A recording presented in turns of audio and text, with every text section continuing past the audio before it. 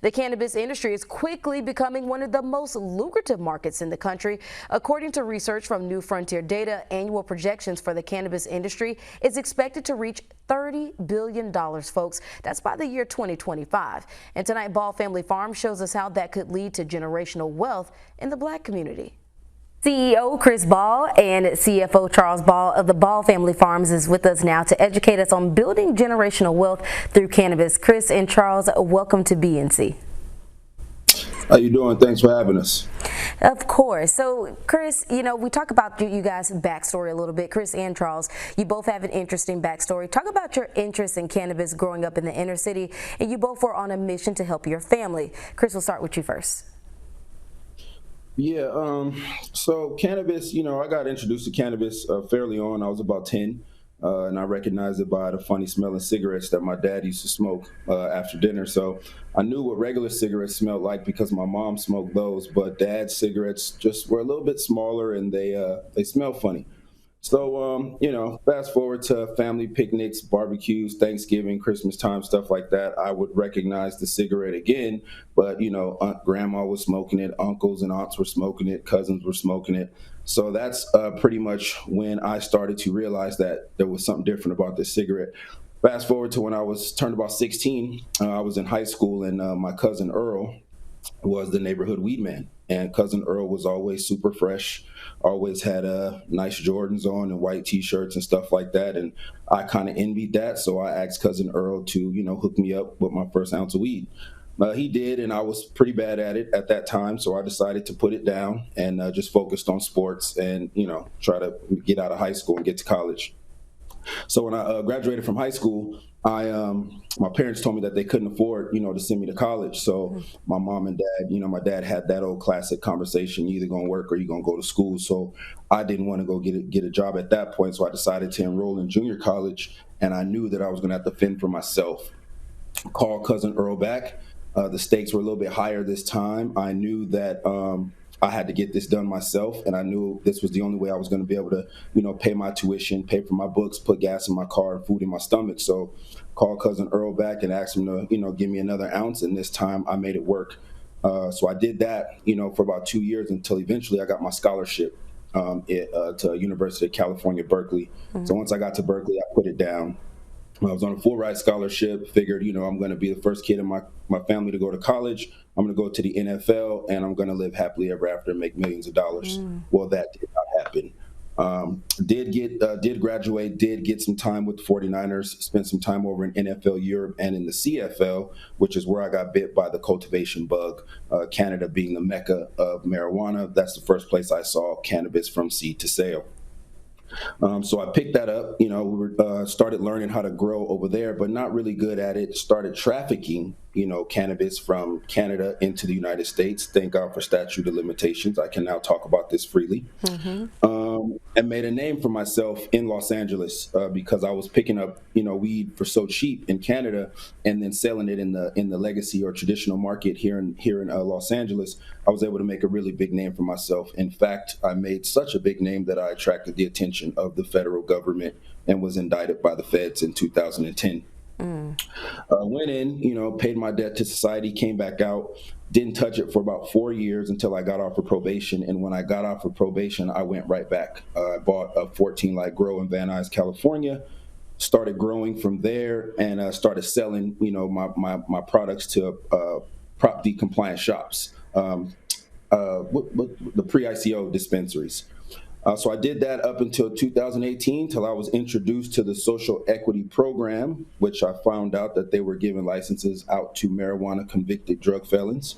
Went and applied, not thinking that I would get it, but sure enough, got an email and a phone call telling me that I got the license, and Ball Family Farms was born. Wow. So, it kind of drove you to start hustling, if you will, and make it work for you all and your family. And I love how your family has pulled together to make your business truly a family-run business. How were you able to actually bring family into this business venture? And Charles, we'll start with you on that one.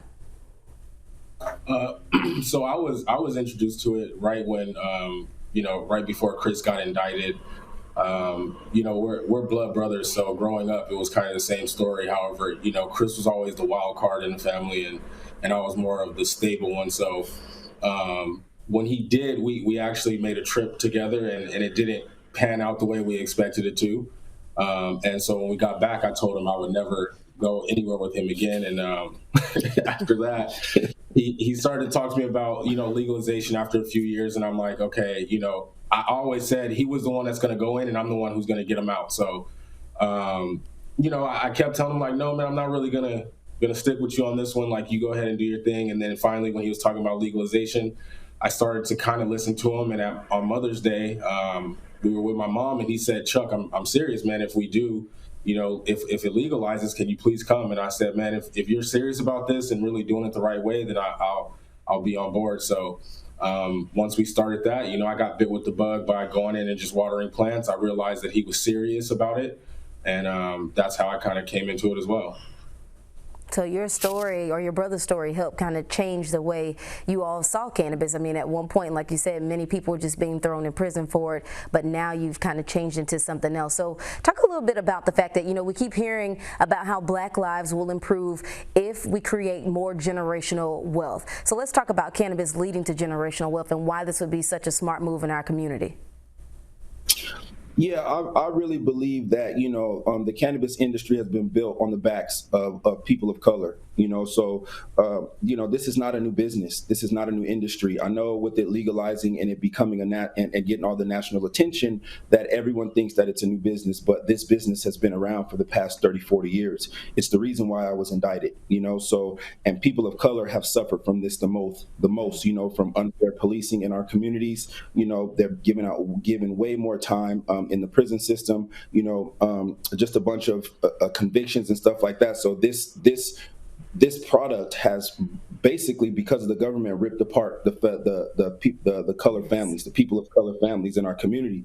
So now it's only right that we get our fair share. I hate to bring up the 40 acres and a mule, parallel, but it's almost the same thing. If you're going to rip apart our families and our communities over this, and now that it's legal, it should not only go to the rich white or, Jewish communities. We should actually have an opportunity to participate. So, for guys like myself, it's very important that Ball Family Farm stands for that. It's very important that I step out into the forefront and say, hey, I'm not a rich white person with all this money. No, I'm a guy who was actually disenfranchised by the war on drugs. I was actually affected by it. I sat in prison for it. And now that I have my company, it's only right that I can kind of try to come up and be the voice of a community that's been, that has suffered so much, over this product and over this business. And stay with us. We have much, much more coming from that interview in one moment. But up next, they'll explain why this lucrative business is now a smart move in bringing in more green for the Black community and how you can get started too. Britt? And we're tracking rounds of severe thunderstorms over parts of the lower Mississippi Valley, headed into the Tennessee Valley throughout Sunday. So stay tuned. We'll have more information on this.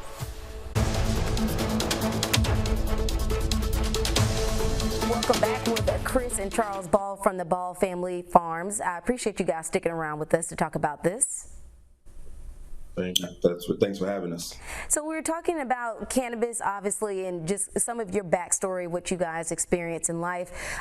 Prisons across the nation are packed with Black people, as we had just mentioned, who are serving time for selling marijuana. Some states are in the process of decriminalizing it. New York, as I mentioned, just reached a deal to legalize recreational marijuana, and people over the age of 21 will now be allowed to grow it at home. A lot is actually changing. So what do you think about this? And Chris, we'll start with you first.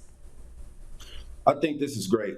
I think that the people who have been incarcerated for nonviolent, cannabis crimes should definitely be let out of prison, especially since this is now, a legal business. It has been deschedulized from a Schedule I drug in most states. So I think those guys, should be coming out of prison and should be given a chance to rehabilitate themselves and participate in the industry at this point. And Charles, what do you think about the fact that they're making changes to where, like, even now, being able to actually grow it at home? That's a huge deal. Yeah, it's amazing. For individuals who use it as a medicine for medical purposes, that's going to be an amazing thing that they can do now. This company is built off of exactly that. Chris was incarcerated and now he's out, and now we're able to do something great. So the fact that they're giving these opportunities, I think, is a blessing, and it's well overdue. So again, I don't even think, most people will say that this shouldn't even happen in the first place. But now that we're here, it's great that we can make some change and show that it can be possible to do great things with this. Now, you guys touched on this a little bit earlier. You talked about social equity programs that are out there now to help communities that are disproportionately impacted by marijuana laws, like obtaining licensing. How simple or challenging is that process? That process is extremely challenging. And right now, the social equity program, I know at least in California and especially in Los Angeles, is pretty broken. We have been able to navigate through it, but it has not been easy by any stretch of the imagination. And I'm a college grad. We both are college graduates, and the verbiage and the paperwork that went into trying to apply and obtain this license was not easy. And if it hadn't been for our COO, Ebony Anderson, who was an urban planner by trade, that if it hadn't been for her kind of walking us through and explaining that verbiage to us and navigating those waters, we probably wouldn't be sitting here today. Was it more difficult as Black men trying to open up a business like this? I don't think it was a race issue, at this point, because the social equity license is for people of color. Pretty much, you had to be either incarcerated or you had to, live in a certain zip code or be in a certain or make a certain income, which was a pretty low income. So I think it was geared towards, our community and people of color. I just think that it was kind of set up for us to fail. I think it was one of those programs where it was like, okay, we gave you the opportunity, but you guys couldn't succeed at it. You couldn't navigate the waters. You couldn't understand the licensing process. So now we've run out of time, and now we have to give these licenses to these folks who understand this. So I think it was kind of set up that way because there was no, I make the parallel all the time. When I got my scholarship to Berkeley, had they just admitted me to the school and didn't give me, financial aid, didn't give me a tutor, didn't give me any kind of consulting, didn't give me priority registration, I would have flunked out of school. So the social equity program is the same way. They're giving you the license, but they're giving you no resources to be successful at it. And also, Black people often face challenges obtaining bank financing for their businesses. What other challenges may an average person face, and what advice would you give to them to pass all of those hurdles?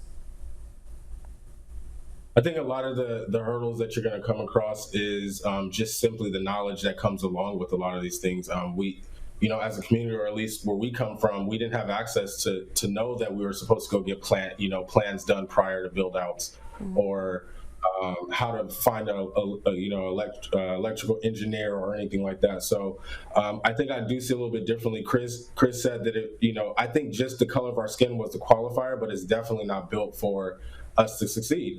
Financially, your licensing is going to be extremely expensive. The only way to succeed is by allowing, the money to come in, and we all know where the money comes from. So I think, as they continue to build on this program, they definitely need to help a little bit more, especially financially, and just giving the knowledge of this is how you do things. And I think that will take us a long way. I also think that other Black, companies, other Black-owned cannabis companies who are having success, companies like ourselves, need to be able to kind of trailblaze and pave the way for people of color. We need to be that resource that people can call on and say, okay, Chris, okay, Chuck, you guys made it through. How do we make it through, and what do you suggest? And if we can't, we may not be able to help everybody, but at least if we can help one, each one, teach one, and if we can kind of pay it forward as a community and start to rally behind one another, well, then we can maybe create another Tulsa and Black Wall Street in the cannabis space, where that we are self-sufficient and self-reliant on one another. I love that. And gentlemen, lastly, how rewarding has doing this been for your family? And either one of you can start first. Yo, I'm gonna tell you like this.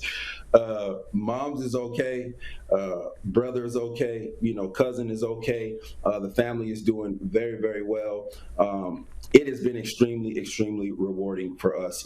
When I set out to do this, I didn't anticipate getting this much attention. I didn't anticipate, being the voice of cannabis for our community and social equity. I just wanted to see my family's name on a jar, and I wanted to create a business where we would be okay, financially. I wanted to pass that knowledge down. So now that we are here, and the family name is just getting more and more popular, and people are starting to recognize us and praise us and things like that. It's been a tremendous.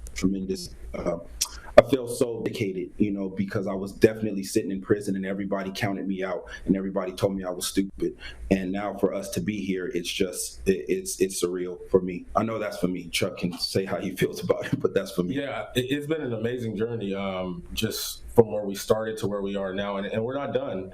That's the thing that we always have to remember. And I think with this opportunity, we've kind of taken advantage of it because we're so hungry, because we don't come from better situations in a sense. And so what we've been able to do is now pass something down to our generations. And I think that's where generational wealth, the definition is being able to pass something down, maybe not necessarily pass down the business, because speaking for myself, when my son grows up, if this is not his passion, and I won't make him do that, but I can give him the opportunity to go do something that he does, that he's passionate about. So just being able to start to form that and do that has been amazing. It's a blessing, and we can't stop. Yeah, sky's the limit. We still got so much more to do until we are, like the Nordstrom's family or the In-N-Out family. That's where my sights are, so that our kids will be able to, you like that? Yeah. Our children will have college tuitions. They will have that type of access, and we'll be able to push them in a direction and give them some knowledge and pass down some information and hopefully some wealth to them as well.